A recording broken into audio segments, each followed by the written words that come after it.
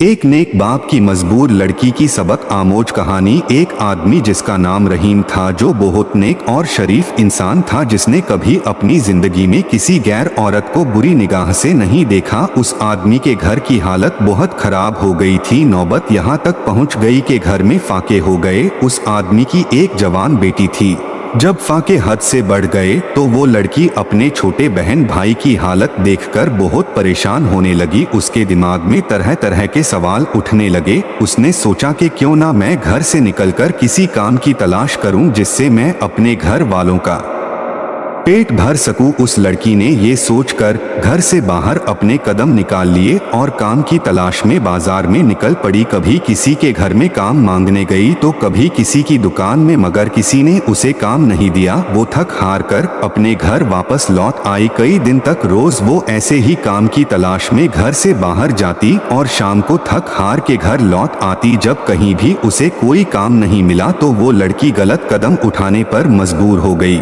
दिल में इरादा करके घर से निकली कि आज मैं अपना शरीर बेचूंगी और कुछ खाना खरीदूंगी। वो लड़की घर से बाजार जा पहुंची। जिस्म बेचने लड़की वहां गई और लोगों को अपनी तरफ आकर्षित करना शुरू कर दिया। वो लोगों को अपनी तरफ आकर्षित करने की कोशिश करती रही, लेकिन किसी ने भी उस पर ध्यान नहीं दिया। ध्यान तो दूर, किसी ने उसकी ओर निगाह तक उठाकर नहीं देखा। लोग आते और उसकी ओर नजर उठाए बिना निकल जाते। इसी तरह खड़े खड़े लड़की को शाम हो गई। वो परेशान होकर घर की ओर कदम बढ़ाने लग गई। जब घर पहुंची तो अपने वालिद को परेशानी में देखा। दरवाजे पर बाप ने बेटी को देखा और पूछा, बेटी कहाँ गई थी?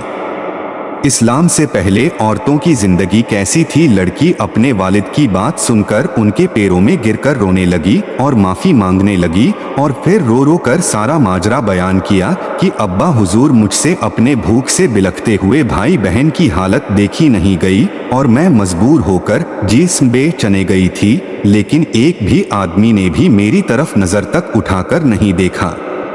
पूरी बात सुनने के बाद बाप ने अपनी बेटी से कहा कि बेटा, तुम्हारे बाबा ने आज तक कभी किसी गैर औरत को आंख उठाकर नहीं देखा, तो यह कैसे हो सकता था कि कोई तुम्हें नजर उठाकर देखता? सबक, इसलिए अपनी गंदी निगाह किसी औरत पर मत डालो, क्योंकि नजर गर्म बीज होता है, जैसा बोओगे कल को वैसा ही पाओगे। आज आप अपने आप को खबरदार करेंगे तो कल तुम्हारी औलाद भी महफूज रहेगी। प्यारे दोस्तों, अगर आप लोगों को हमारी ये वीडियो पसंद आई हो और अगर आपको इस वीडियो से कुछ इल्म हासिल हुआ हो तो नीचे दिए गए शेयरिंग बटन को दबा के बराए मेहरबानी इस वीडियो को शेयर जरूर कर दे। शुक्रिया।